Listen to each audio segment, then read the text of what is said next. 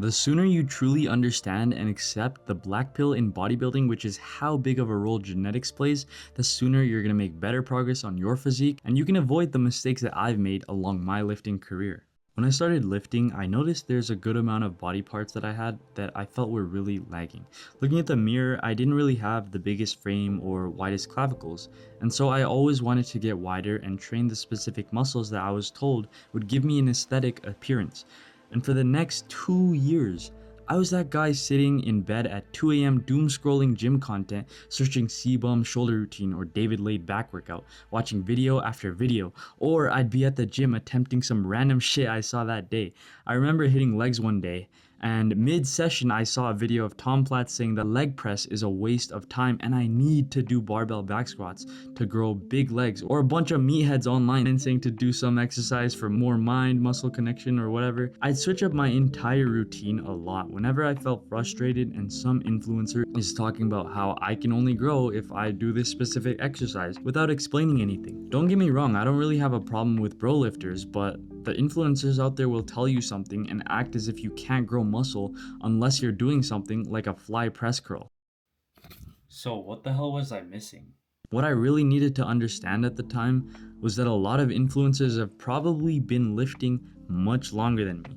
The physiques we see online just have years of resistance training on us. So as obvious as this sounds, you just gotta be patient and develop a decent base first.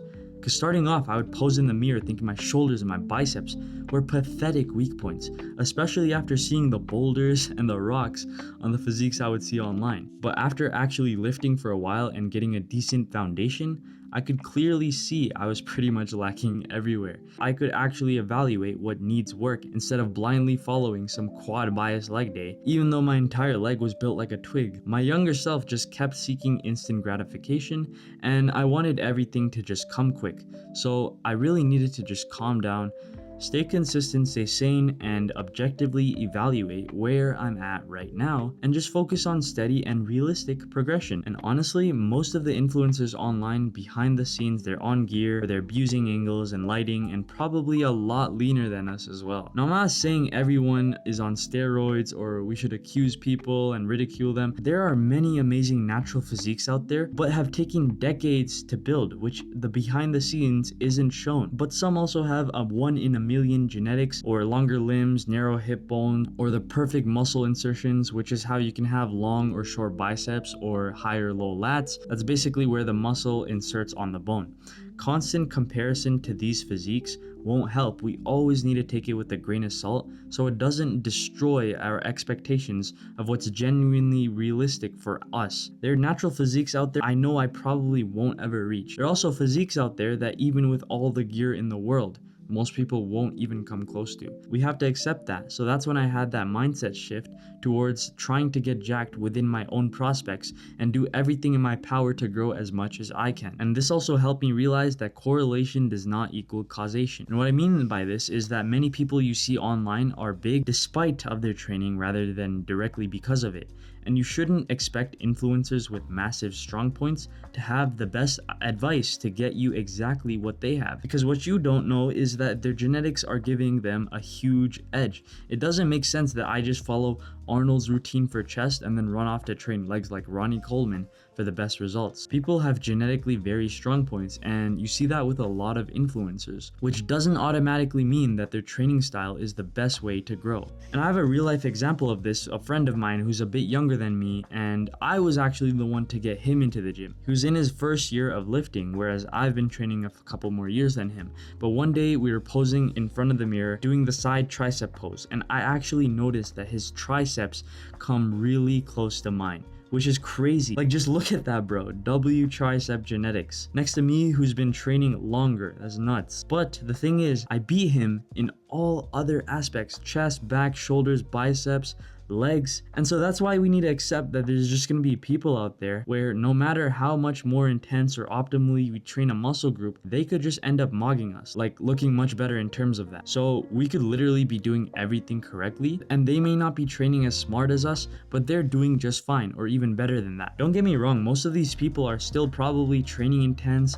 and training close to failure as well, but they also just have great genetics, which gives them that advantage. And that's not something we can directly compete with. This is also why bodybuilding is such a black-pilled sport, and such a small minority can take it to that pro level. Not everyone has great proportions and insertions or the right muscle belly. And I've also seen this kind of benefit me in a way as well. My chest has always been a strong point for me ever since the beginning. And my friend used to have what I would call a bird chest because it looks small and whatever. But I tease him by sending videos of, oh, how to optimally grow your bird chest. Now his chest is decent, but it's still not where mine is, or was. And was it because I trained harder, or was I gatekeeping some method that he wasn't aware of? Not at all. I just had better chest genetics than him. But he can and still has grown a great looking chest over time. And if you're like me and don't have the best genetics, that's totally okay. We can still grow an amazing physique, but it's just gonna take us a bit more time to grow some lagging body parts. It's a tough pill to swallow, but when I finally did realize this, I was genuinely able to make more progress to my physique than before,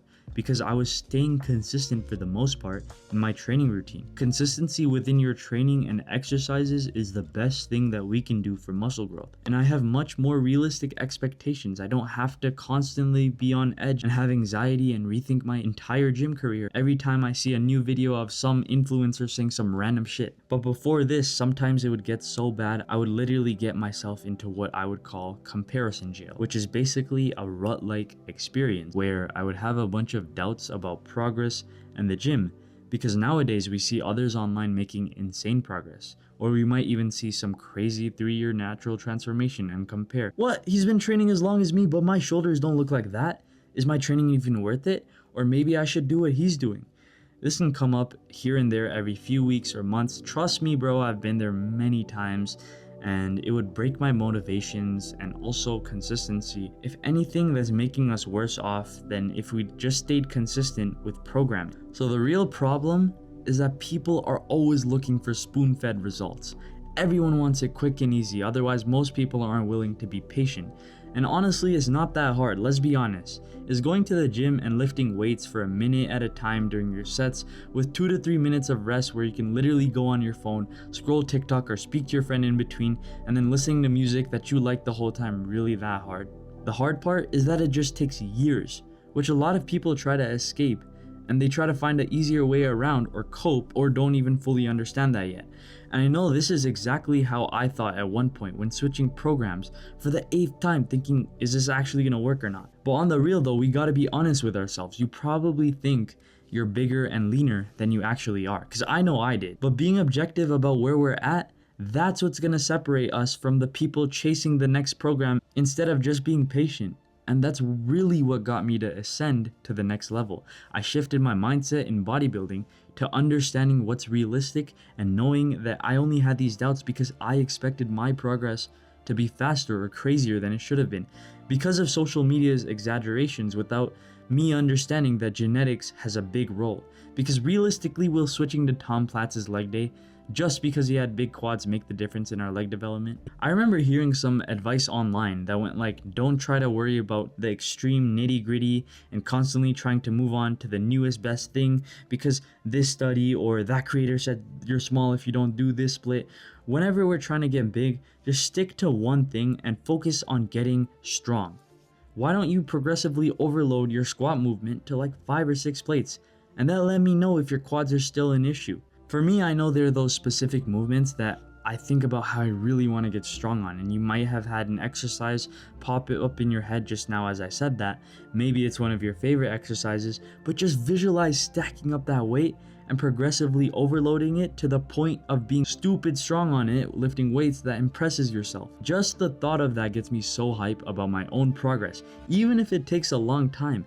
That's what makes it valuable. I've gotten compliments from other people in the gym calling me strong, even though I used to be hella weak, which feels sick, bro.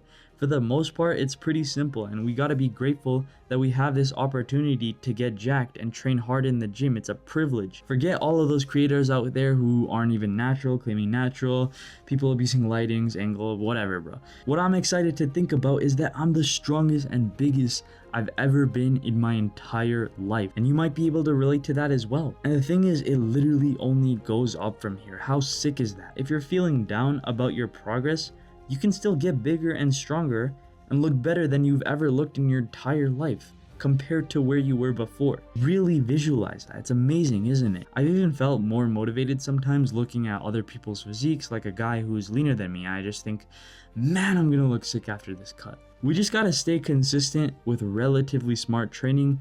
Just let that time pass, and we're absolutely gonna grow a physique that we can be proud of. I'm in love with this journey, and I can't wait to see how far our progress takes us, bro.